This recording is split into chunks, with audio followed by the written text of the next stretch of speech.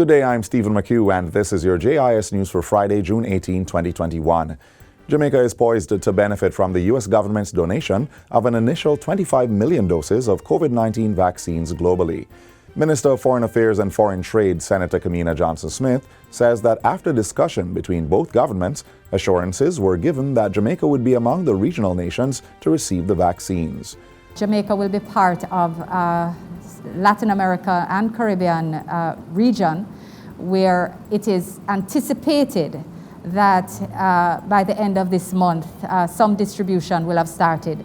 The distribution is a response to the challenges some countries are facing and is part of a pledge by leaders of the Group of 7 G7 countries to donate 1 billion COVID-19 vaccine doses globally to countries in need.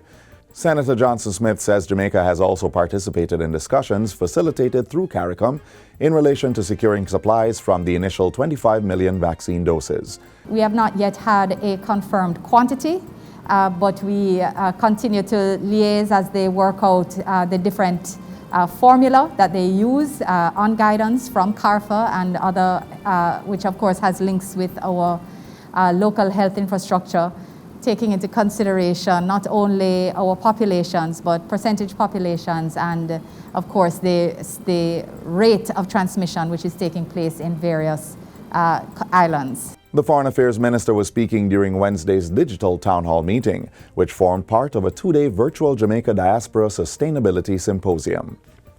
The Pan American Health Organization, PAHO, says that with less than 1 in 10 persons across Latin America and the Caribbean being fully vaccinated against COVID-19 to date, the G7 countries' pledge of 1 billion doses of vaccine cannot come soon enough. PAHO's director, Dr. Carissa Etienne, says this gesture has sparked renewed confidence and hope at the prospect of overcoming the supply challenges being experienced by many territories. She was speaking at the organization's virtual weekly press briefing on COVID-19 held Wednesday.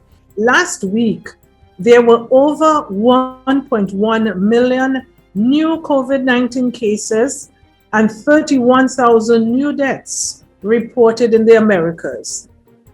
And for the last few weeks, 4 of the 5 countries with the highest weekly death counts in the world continue to be here in our own region.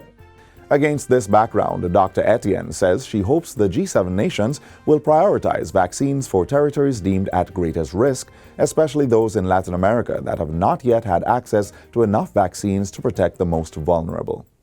In other news, the Seaforth Health Center in St. Thomas has been adopted by the Separate Foundation and Canco Limited. This is the latest development under the Ministry of Health and Wellness's Adopt a Clinic program. Portfolio Minister Dr. Christopher Tufton has welcomed both entities for their combined commitment to invest $6 million in the facility over 3 years. The Adopt a Clinic program is not intended to build massive structures. Now, if you can afford it, fine, we'll take it. But it really is intended on addressing those smaller issues that are vitally important in the delivery of service and delivering service in a convenient environment in a way that demonstrates compassion, caring, and understanding, both for those who are providing it as well as those who are receiving it. The Seaforth Health Center has an average weekly patient load of approximately 1,000 and serves a population of about 30,000 residents. A redevelopment plan has been prepared for the health center in response to the exponential growth of the community. The pediatric unit at 13 rural hospitals will be benefiting from a donation of pediatric blood pressure equipment, courtesy of the Rotary Club of St. Andrew North and the Kidney Kids Foundation. The mobile blood pressure measuring machines and cuffs valued at $40,000 were handed over to the Ministry of Health and Wellness this past week. Today's handover ceremony marks a step in the right direction as the ministry, through this generous gift, seeks to improve and advance the quality of health care across Jamaica, especially to our child and adolescent population. The State Minister of Health and Wellness says these machines will play a key role in the assessment and treatment of the estimated 33,000 persons between the ages of 10 and 18 in Jamaica who are hypertensive. And finally, government will be erecting a life-size bust in tribute to Violet Moss Brown, who once held the Guinness World Record as the oldest living person. Gender Minister Olivia Grange announced the plan to honor the woman who was affectionately called Aunt V during her recent sectoral presentation in Parliament.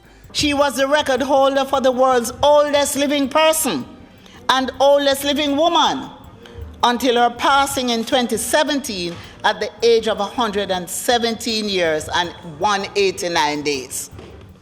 And so we have the maquette on display in the foyer here, and you're free to take a good look at it. Minister Grange says the monument to Violet Moss Brown is set to become the first in a series to mark Jamaica's Diamond Jubilee. The ministry will be working with the Trelawney Municipal Corporation on the tribute. And that's it for JIS News Today. I'm Stephen McHugh. Thanks for watching.